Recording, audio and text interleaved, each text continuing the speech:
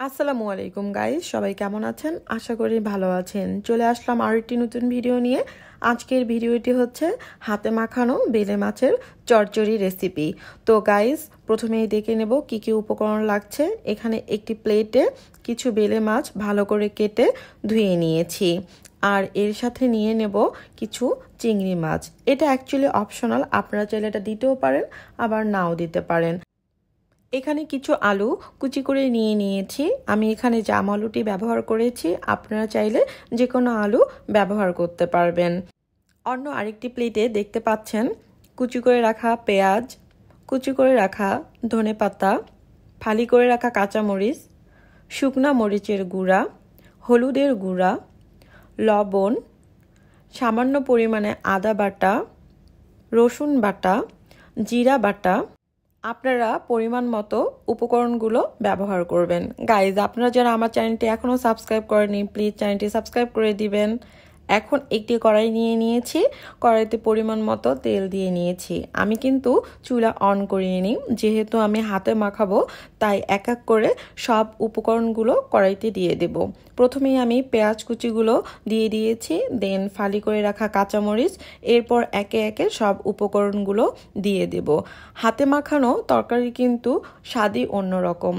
অনেকেই মনে করে হাতে মাখানো তরকারির কোনো স্বাদ হয় না বা খেতে ভালো লাগে না, বাট আমি আপনাদেরকে বলবো, আপনারা যদি এইভাবে বেলে মাছ অথবা যে কোনো ছোট মাছ হাতে মাখানোর পর চুলায় রান্না করেন, দেখবেন খেতে কতটা মজা লাগে।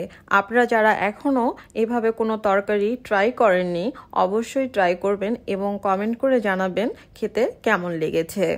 এখন আমি মশলাগুলোকে খুব ভালোভাবে হাতের সাহায্যে মেখে নেব।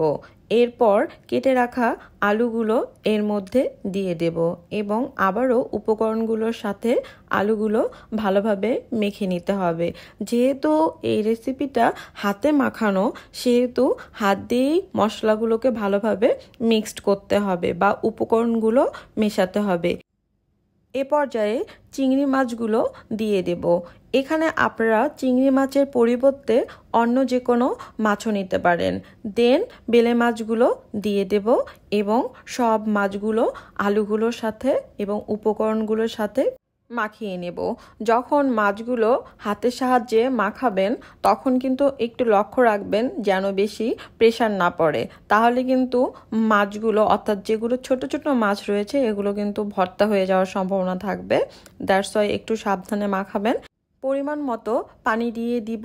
পানির পরিমাণটা এরকম রাখবেন, অর্থাৎ তরকারি যে পরিমাণ তার থেকে একটু বেশি পরিমাণে পানি দিয়ে দিতে হবে। কুচি করে রাখা ধনেপাতাগুলো দিয়ে দিব এবং একটি ঢাকনার সাহায্যে ঢেকে দেব। দেন চুলা অন করে দেব। চুলার তাপ আপনারা মিডিয়াম থেকে হাই হিটে রাখতে পারেন।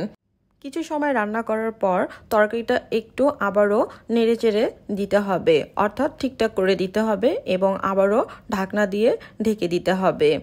দেখতেই পাচ্ছেন তরকারিটা কিন্তু একদম হয়ে এসেছে, অর্থাৎ তরকারিতে কোনো এক্সট্রা পানি নেই। যখন দেখবেন কোনো এক্সট্রা পানি নেই, এইরকম মাখা মাখা হয়ে এসেছে, ঠিক তখনই তরকারিটা নামিয়ে নিতে হবে, অর্থাৎ বুঝবেন বেলে মাছের চচ্চড়ি রান্না হয়েছে।